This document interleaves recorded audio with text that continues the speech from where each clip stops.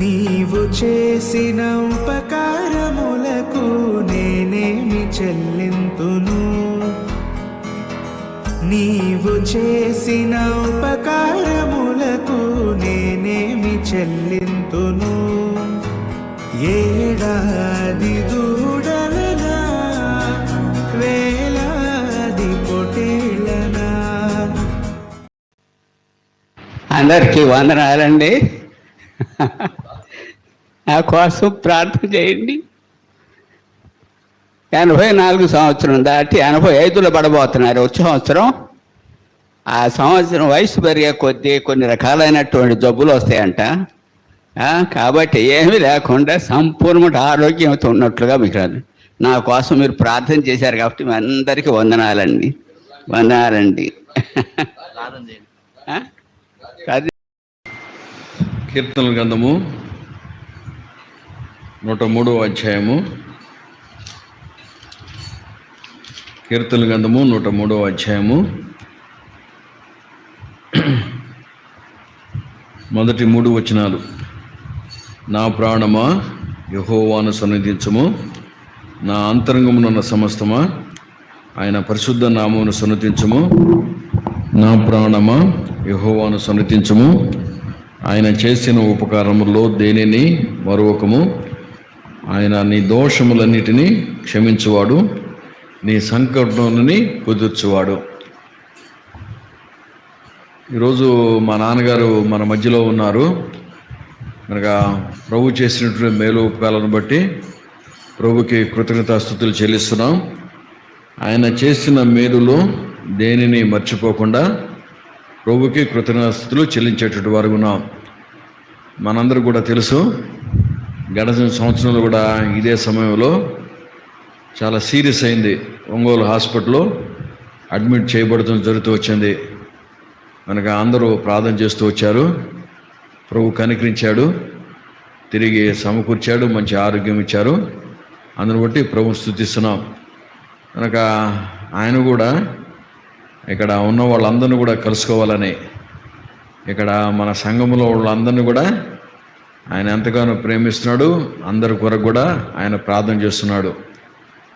చాలా మటుకు జ్ఞాపక శక్తి ఉంది, కానీ ఇంతకుముందుని కొన్ని విషయాలు మర్చిపోయాడు. ఆయన కూడా ప్రభు కృపలో చాలామందిని జ్ఞాపకం ఉంచుకుంటాడు. చాలామంది కోసం కూడా ప్రార్థన చేసేటువంటి వానిగా ఉన్నాడు. అందుని బట్టి ప్రభుని స్తుతిస్తున్నాం. ఈరోజు మా నాన్నగారి గురించి ఏమిటి చెప్పాలంటే, నేను ఎప్పుడు కూడా వాక్యం చెప్పే సందర్భాలు కూడా చెప్తూ వస్తుంటా. అంటే మా ఇంట్లో మొట్టమొదట రక్షణ పొందింది మా నాన్నగారే. కనుక ఆయన ఒంటరిగా ప్రార్థన చేస్తూ వచ్చాడు. ఆయన యొక్క ప్రార్థనల సమాధానంగా మా అమ్మగారు, ఆ తర్వాత నేను, నా భార్య, అట్లనే మా తమ్ముడు, మా చెల్లి వీళ్ళందరూ కూడా ప్రభువుని ఎరిగి రక్షణలోకి వచ్చాం. కనుక ఒక మంచి మాదిరి ఉంటుంది. మనం ఎవరు కూడా నిరుత్సాహపడాల్సిన అవసరం లేదు. మనందరూ కూడా దేవుని యొక్క వాగ్దానం ఉంది. అపోస్తలుల కార్యం 16:31 ప్రకారము, ఆయన యేసునందు విశ్వాసించు, అప్పుడు నీవును నీ ఇంటి వారును రక్షణ పొందుదురు. అంటే మా నాన్నగారే మొట్టమొదట మా కుటుంబంలో విశ్వాసం ఉంచి ఆయన ఒంటరిగా చేస్తున్న ప్రార్థనలకు సమాధానంగా దేవుడు మా కుటుంబంలో రక్షణ గొప్ప కార్యాన్ని ఆయన జరిగించాడు. అందుబట్టి ప్రభువును స్తుతిస్తున్నాం. అంతేకాదు, నేను చెప్తూ వస్తుంటా, నా జీవితంలో కూడా మరి దేవుని యొక్క ప్రజలకు మరి ఏ విధంగా మరి సహాయం చేయాలో, ఆ మేలు చేయాలో అనే విషయాలు కూడా మా నాన్నగారు నాకు నేర్పిస్తూ వచ్చారు. అంటే నేర్పించడం అంటే ఇట్లా సహాయం చేయి, ఇట్లా ఉన్నది అని చెప్పడం ద్వారా నన్ను సిద్ధపరుస్తూ వచ్చారు. ఆ విధంగా మనము మన పిల్లల్ని కూడా మంచి కార్యాలు చేసేందుకు కొరకే మనం సిద్ధపరచాలి. కనుక అది మా నాన్నగారిలో ఉన్నటువంటి ఒక సుగుణం పెట్టింది. అంతేకాదు, నేను అద్దెంకి వచ్చిన తర్వాత చాలా యాక్టివ్గా పరుగుతూనే ఉండేవాడు.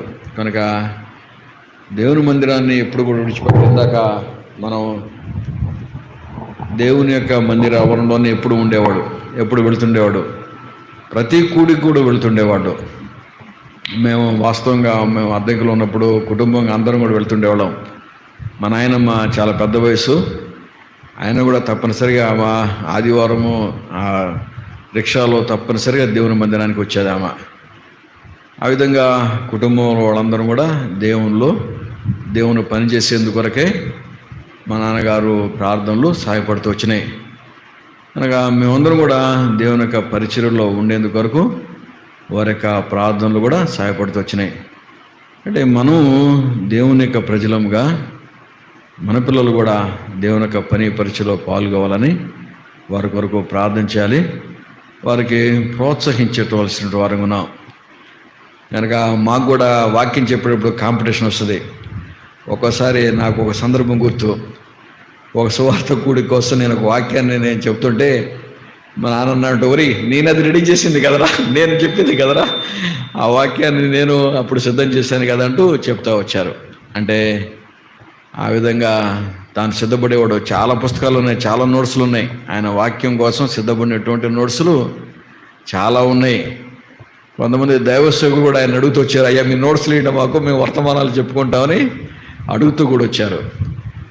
అంత మాత్రం కాకుండా సంతమాగులూరు పట్ల చాలా ప్రత్యేకమైనటువంటి భారం మా నాన్నగారికి ఉంది. ఎందుకంటే ఇక్కడి నుంచి కొంచెము సంఘములోంచి దేవుని యొక్క సేవకులు వెళ్ళిన తర్వాత మనలో కొంతమందికి తెలుసు, అక్కడ మరి కోటేశ్వరమ్మ గారు వాళ్ళ ప్రాంతంలోనే లక్ష్మీదేవి వాళ్ళందరూ ఉండేటువంటి ఆ గృహంలోనే అక్కడ ఆరాధన పరిచర్య జరుగుతూ ఉండేది. అట్లాంటి సందర్భంలో అద్దెకి నుంచి మా నాన్నగారు ఒక వారము, నేను ఒక వారము, తర్వాత అప్పుడప్పుడు ఒంగోలు వాళ్ళు ఇట్లా ఇప్పుడు కూడా రెగ్యులర్గా ఇక్కడ వస్తుండే అటువంటి వాళ్ళం. అందుకని మా నాన్నగారికి ప్రత్యేకంగా సంతమాగులూరు విషయమే భారం కలిగి ఉంది. ఆ దినాల్లో ఈయన సుందరరావు గారు ఇక్కడ సేవకులుగా పంపించారు. సుందర గారు వచ్చిన సందర్భంలో అప్పటికి ఇక్కడ స్థలం ఉంది. మా నాన్న భారం ఏమిటి అంటే ఎట్లా కొట్ట ఇక్కడగా చిన్న మందిరాన్ని ఏర్పాటు చేయాలని నా భారం. ఆ రోజుల్లో అద్దెంకిలో దైవసేవకులు కోటేశ్వరరావు గారు ఉండేవాళ్ళు. ఆయన చేత ప్రాణం చేసి ముందు ఆయన దగ్గర ఇక్కడ సంఘం కోసమని, కొంచెం ఇక్కడ మందిరం కోసమని ఆయన చేత కొత్త విరాళాన్ని తీసుకుంటూ వచ్చాడు. ఆ తర్వాత రత్నం గారు అయితేనేమి కొంత అద్దెంకులు ఉన్నటువంటి కొంతమంది చేత ఆడ విరాళాలు తీసుకుంటూ వచ్చారు. నా దగ్గర పుస్తకాలు ఇప్పుడు ఎవరెవరు ఇచ్చారో అంతా రాసింది మొత్తం. మన అకౌంట్స్ బుక్స్ అన్నీ ఉన్నాయి. అప్పటి నుంచి ఇప్పుడు దాకా కూడా మందిరంలో అన్నీ కూడా ఆశించా. ఆయన ఆ విధంగా తీసుకొని కొన్ని ఇటుకలు చేపించారు ఇక్కడ మందిరాన్ని ఒకటే ప్రారంభించాలని. అంటే ఎందుకు ఈ విషయాన్ని చెబుతున్నానంటే సంతమాగులూరులో పరిచర్య కొరకు ఇక్కడ మందిరం నిర్మించాలని ఆయనకు ఆశ కలిగి ఉంది. అది ఏది ఏమైనప్పుడు కూడా దేవుడు ఆయన ప్రార్థన విన్నాడు. దైవజనులు సుబ్బారెడ్డి గారు వచ్చేసి ఇక్కడ పునాది వేసిన తర్వాత దేవుడు నన్ను ఈ స్థలానికి పంపించారు. ఈ స్థలంలో ఇక్కడ మందిర నిర్మాణం అని చేసేందుకు వరకే ప్రభు సహాయపడుతూ వచ్చాడు. ఆ తర్వాత నుంచి కూడా మేము ఉన్నప్పుడు మాతోటే మా అమ్మ నాన్నగారు ఉండేవాళ్ళు. చాలా కాలం వరకు కూడా ఇక్కడ మాతోటి ఉన్నారు. మాతోటి ఉన్నంత కాలం అంతా కూడా ఆయన పెన్షన్లోంచి దేవుని భాగాన్ని దేవునికి నమ్మకంగా ఇస్తూ వచ్చాడు. అంత మాత్రం కాదు, ఏదైనా కూడికలు జరిగేటప్పుడు కూడా ఈ దశంభాగాలు కాకుండా అదనంగా కూడికల కోసం కూడా ఎప్పుడు ఇస్తుండేవాళ్ళు.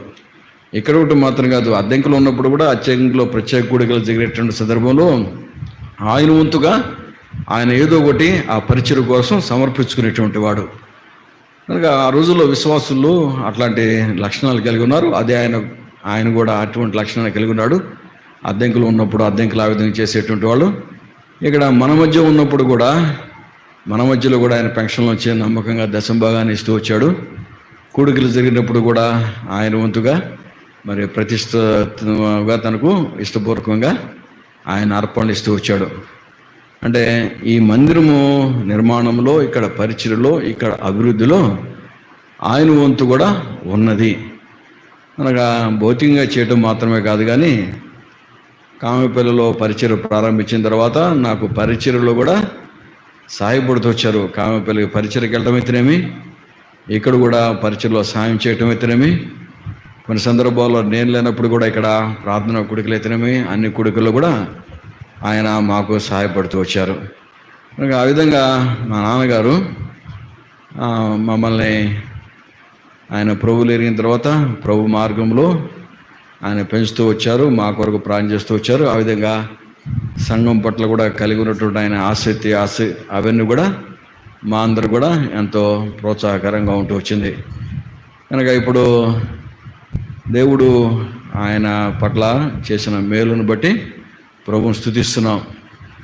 ఇప్పుడు చెప్పగలుగుతాం ఏమిటాయంటే, ఇందాక మీకు మెయిన్ సందేశంలో చెబుతూ వచ్చాను అనమాట. ఆయన యొక్క ఉద్దేశములు దేవుడు ఏమైతే నిర్ణయించుకున్నాడో ఆ ఉద్దేశములు మా నాన్నగారి యొక్క జీవితం ద్వారా దేవుడు పూర్తి చేస్తూ వచ్చాడు. మనకు అద్దెంకులు ఉన్నప్పుడు పరిచర్యలో అక్కడ సహకారిగా ఉంటూ వచ్చాడు.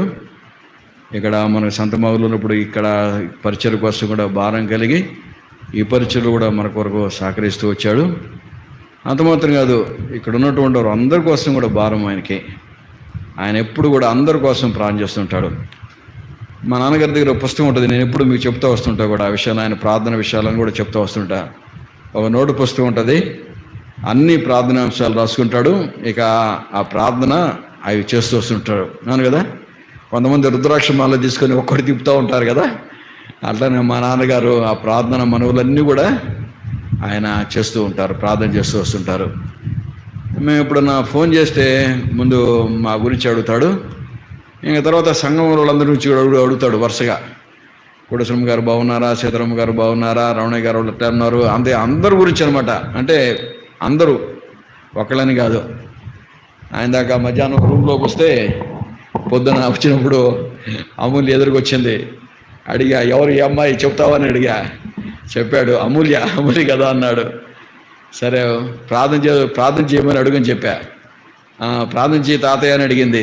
అడిగితే ప్రార్థన చేస్తున్నానమ్మని చెప్పాడు. అంటే అందరి కోసం కూడా ఆయన ప్రార్థన చేస్తూ వస్తున్నాడు. మనకు మా జీవితంలో ఆయన ద్వారా మేము మేలు పొందుతూ వచ్చాము. మా కొరకు ప్రార్థన చేస్తూ వచ్చాడు.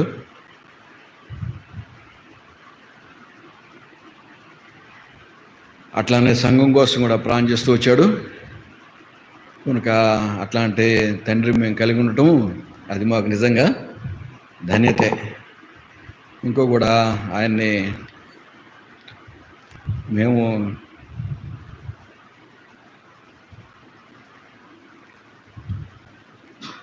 ఆయన్ను ప్రేమించి ఎంత శ్రద్ధగా చూసుకోవాలో, ఆయన పట్ల మేము ప్రేమ కలిగి ఉన్నందుకు కొరకు, శ్రద్ధగా చూసుకునేందుకు కొరకు మా కొరకు కూడా ప్రార్థన చేయమని మనం చేస్తున్నాం. అందుకనే ఈరోజు మనకు భోజనాల్లో కొంచెం అధికంగా చికెన్ తెప్పించడం జరుగుతూ వచ్చింది.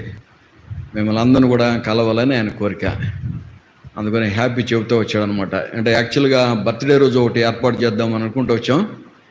అయితే హ్యాపీ గుర్తు చేస్తూ వచ్చాడు, సంవత్సరం అయింది కదా. ఈ విధంగా సంఘంలోనే మరి ప్రభు బిడ్డలతో కలిసి ఈ విధంగా ప్రేమ విందుని కలిగి ఉంటే మంచిదని చెప్తూ వస్తే ఈరోజు మా తమ్ముడు మా నాన్నగారు రాగలిగారు. అంటే ప్రభు మా నాన్నగారి జీవితంలో అయితేనే మా కుటుంబంలో చేసిన మేలు ఉపకారాలను బట్టి ప్రభుని స్తుతిస్తున్నాం. కనుక ఎవరన్నా బ్రదర్స్లోంచి ఒకళ్ళు, సిస్టర్లోంచి ఒకళ్ళు ప్రభుని స్తుతించి మా నాన్నగారి కొరకు క్లుప్తంగా ప్రార్థన చేయండి, స్తుతించి ప్రార్థన చేయండి. ఆ తర్వాత నేను చివరి ప్రార్థనతో ముగిస్తాను. మనం ప్రేమ విందుని కలిగి ఉంటాం. అయిపోగానే వెంటనే మనం యూత్ మీటింగ్ కూడా మనం కలిగి ఉంటాం. ఎవరన్నా వెంటనే మీకు మౌత్